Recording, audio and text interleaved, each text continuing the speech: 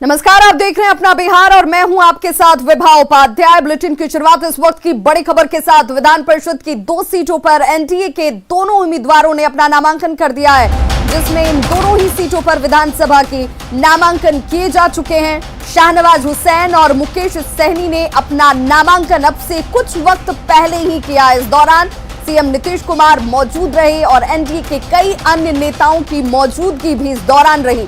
हालांकि सीएम नीतीश इस दौरान मंत्रिमंडल विस्तार से संबंधित सवाल को टालते हुए नजर आए। तो देखिए वो तस्वीरें भी आपके सामने और इस वक्त की बड़ी खबर भी आपके सामने, जिसमें शाहनवाज हुसैन और मुकेश सहनी जो कि वीआईपी के अध्यक्ष हैं, इन दोनों ने ही नामांकन कर दिया है। और मीडिया के सामने जब मुख्यमंत्री नीतीश कुमार की मौजूदगी थी, उन्होंने कहा कि अपनी अपनी महत्वपूर्ण भूमिका और इसी तरह से एनडीए को मजबूती प्रदान करते हुए ये दोनों भी नजर आएंगे। जहां तक मंत्रिमंडल के विस्तार के संबंध में सवाल पूछे गए, उसे बड़ी ही साफ गोई के साथ यहां पर टालते हुए नजर आए नीतीश कुमार। उन्होंने कहा कि अब यही बाकी है और इंतजार इसके लिए आपको थोड़ा करना होगा।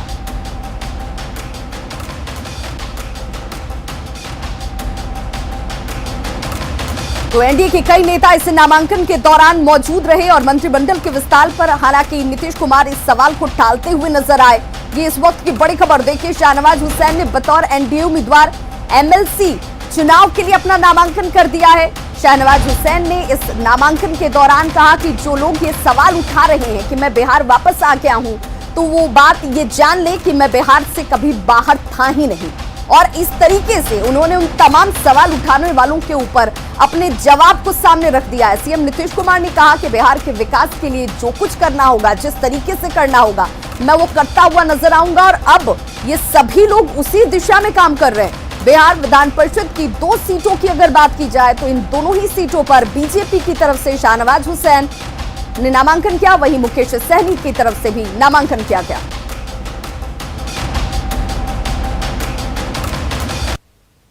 कहना कि मैं बिहार आया हूं, मैं बिहार से बाहर कब गया जो बिहार आया हूं। मैं तो जो भी व्यक्ति बिहार से संसद में जाते हैं या कोई जिम्मेदारी मिलती है, वो बिहार से ही जुड़े होते हैं। न कभी बिहार से जुड़ाव कम हुआ है न होगा।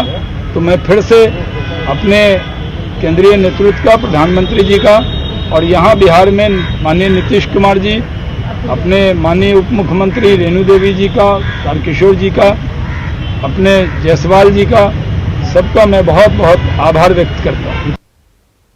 तो देखिए, शाहनवाज हुसैन ने जैसे नामांकन किया, मीडिया के सामने आए तो उन्होंने सभी का आभार जताया। वीआईपी अध्यक्ष मुकेश सहनी ने क्या कुछ कहा है, जरा वो सुनते हैं।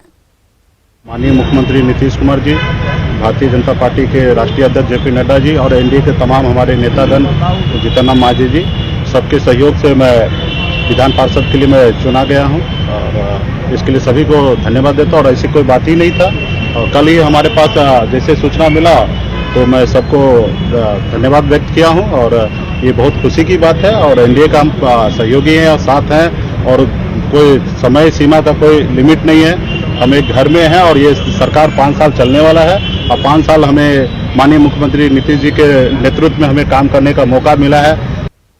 तो बीजेपी के एमएलसी पद के उम्मीदवार शाहनवाज हुसैन को बीजेपी सांसद सुशील कुमार मोदी ने बधाई दी। उन्होंने कहा कि बीजेपी इससे और ज्यादा मजबूत होगी। उन्होंने मुकेश सहनी को भी बधाई दी।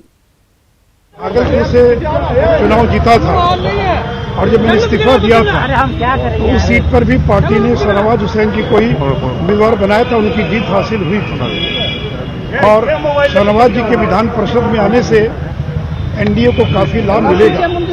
विशेष करके जो सीमांचल का इलाका है, जो शाहनवाज जी का बहुत पुराना कार्यक्षेत्र रहा है, किशनगंज, पूर्णिया, कटिहार और कोसी का जो इलाका है, उन सारे इलाकों में इनके आने का काफी बड़ा लाभ मिलेगा। मुझे खुशी है कि एनडीए ने श्री मुकेश सहनी और श्री शाहनवाज हुसैन जी को अपना उम्मीदवार बनाया है। इन दोनों की जीत सुनिश्चित है। और हमारे सहयोगी साकेत हमारे साथ इस वक्त लाइव जुड़ गए हैं पटना से। साकेत, अगर इन सभी स्टेटमेंट को देखा जाए तो एक बात जाहिर होती है कि शाहनवाज हुसैन का चयन, सीमांचल में उनका प्रभुत्व, सीमांचल में उनकी पैठ, जमीन पर उनका काम और उनका तजुर्बा, ये एक बड़ी वजह दिखती है।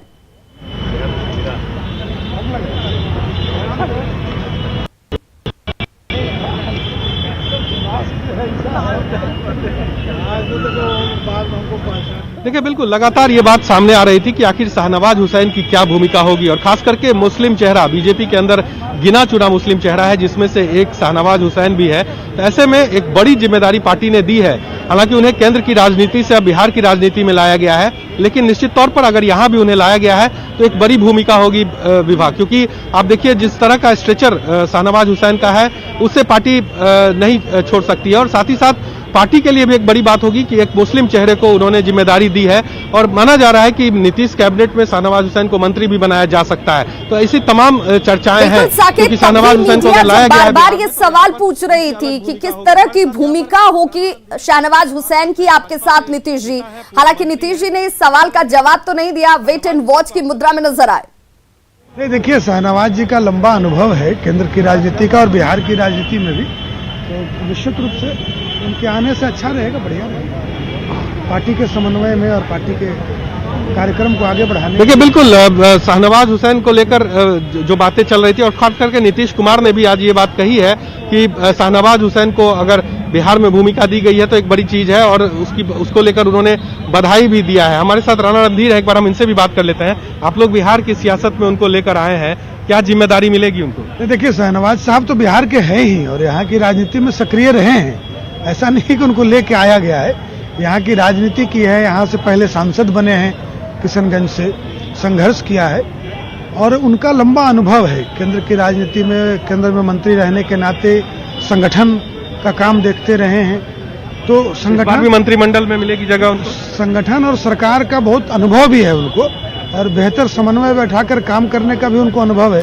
तो मैं समझता हूं कि अच्छा है पार्टी के लिए, एनडीए के लिए उनका अनुभव काम आएगा। क्योंकि उन्होंने कहा है कि जब सवाल उनसे लिया गया कि नीतीश कुमार के मंत्रिमंडल में काम, तो उन्होंने कहा कि हमने केंद्र में भी काम किया है नीतीश जी के साथ। वही मैंने कहा ना कि साथ में दोनों व्यक्ति मंत्री रहे हैं, और शाहनवाज जी का लंबा अनुभव है सरकार का भी और संगठन का भी, तो इस नाते वो एनडीए के हित में, बिहार के हित में अच्छा काम होगा। बिल्कुल, तो बिहार के हित में अच्छा काम करेगा, ऐसा जो बीजेपी के नेता हैं वो लगातार कह रहे हैं। और खास करके विभाग अगर देखे कि शाहनवाज हुसैन को जिस तरह से बिहार में लाया गया है, तो निश्चित तौर पर इसके कई मायने निकाले जा सकते हैं। एक मुस्लिम चेहरे को जिम्मेदारी दी गई है। भाजपा पे लगातार जो बातें लगातार मुकेश सहनी की बात की जाए तो उनकी नाराजगी उनके स्टेटमेंट से पहले जाहिर हो चुकी थी कि 4 साल का कार्यकाल वो नहीं चाहते हैं, पूर्णकालिक उन्हें कार्यकाल चाहिए। यानी ऐसे में क्या ये माना जाए कि मुकेश सहनी की नाराजगी दूर करने के साथ साथ एनडीए ने ये भी सुनिश्चित किया कि ये नाराजगी भारी ना पड़े और इसका नुकसान किसी भी स्तर पर ना हो, ये भी कवायद इस नामांकन के साथ होती हुई नजर आई। क्या हाल है, यही ड्यूटी है।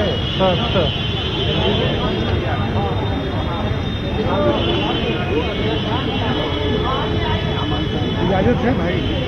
देखिए, बिल्कुल जिस तरह से कल आप देखिए मुकेश सहनी के पार्टी के तरफ से ये कहा गया कि जो जिस तरह का उन्हें नेतृत्व जो एमएलसी के लिए जो दिया जा रहा है वो अल्पकालीन में वो नहीं जाएंगे, उनको पूर्णकालीन जो एमएलसी का कार्यकाल है उसके लिए उनको नामित किया जाए तब वो जाएंगे। और उसके बाद शाम को आप देखिए बीजेपी के जो प्रदेश अध्यक्ष है संजय जायसवाल, तारकिशोर प्रसाद जो कि डिप्टी सीएम है, वो लोग मुख्यमंत्री आवास जाते हैं और वहां पर बैठकर बात होती है। और जो हमारे सोर्स बताते हैं कि उस समय वहां से जो मुकेश सहनी से भी बात की गई और तब जाकर मुकेश सहनी इस पूरे मामले पर माने हैं। और आज जब उनसे ये सवाल पूछा गया कि क्या अब आप मान चुके हैं जो आपको कार्यकाल दिया गया है उसमें आप अब चूंकि आपने नॉमिनेशन कर दिया, तो उन्होंने ये बात कही कि एनडीए सरकार एकजुट है, हम लोग 5 साल तक बिहार में सरकार चलाएंगे। तो एक मैसेज देने की कोशिश है। लेकिन जिस तरह से कल मुकेश सहनी नाराज हुए थे उसके बाद ये माना जा रहा था कि उनको नॉमिनेटेड वाले जो एमएलसी के चुनाव अभी होने हैं जिसमें राज्यपाल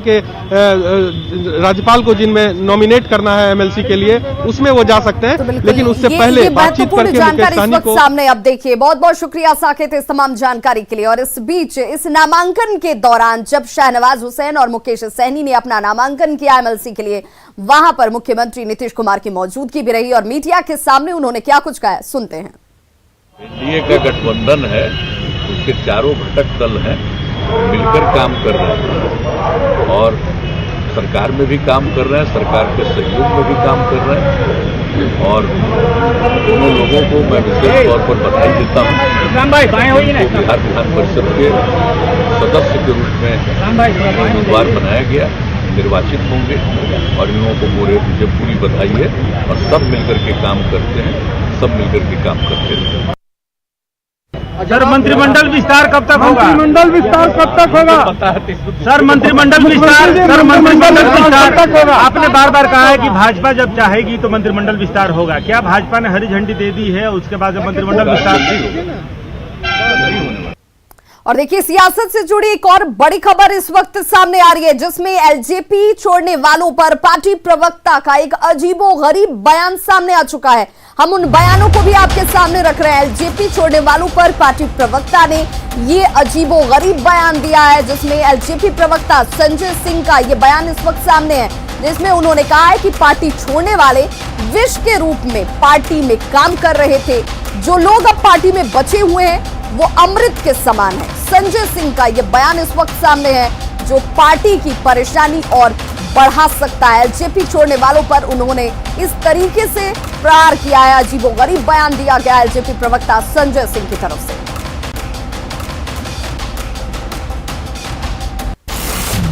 टिकटार्थी थे और इन लोगों का जब टिकट नहीं मिला तो ये लोग विरोध में आ गए। और कभी भी आप कोई भी पार्टी हो, कभी भी 100% संभव नहीं सबको टिकट दे पाना। और वैसे भी समुद्र मंथन में 20 और अमृत, तो ये लोग पार्टी के लिए 20 के रूप में काम कर रहे थे। बहुत कुछ सालों से ये लोग पार्टी विरोधी काम कर रहे थे। तो निश्चित रूप से अगर ये हट गए हैं और नए लोगों के आने से इन लोगों को परेशानी हो रही थी, तो पार्टी में जो है अब अमृत बच गया है, 20 अलग हो गया है। वहीं एलजेपी में टूट पर जेटीयू ने बड़ा हमला किया है। जेटीयू प्रवक्ता नीरज कुमार ने कहा कि चुनाव के समय मेहनत करने वालों के साथ धोखा हुआ है। अब कार्यकर्ताओं की आंखें खुल गई हैं।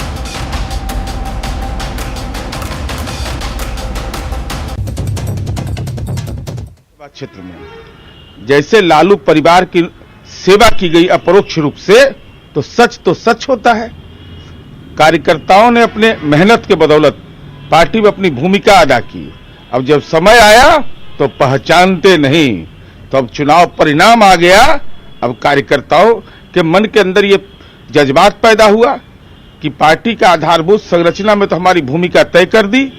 पार्टी की जो राजनीतिक लाइन थी, उस लाइन में आपने किसकी अपरोक्ष सेवा किया। तो यह पर्दा जब हट गया तो स्वाभाविक है कि राजनीति में जो कार्यकर्ता होते हैं वो अपनी भूमिका तय करते रहे। अब टुकुर टुकुर देखते रहिए और पार्टी से कार्यकर्ता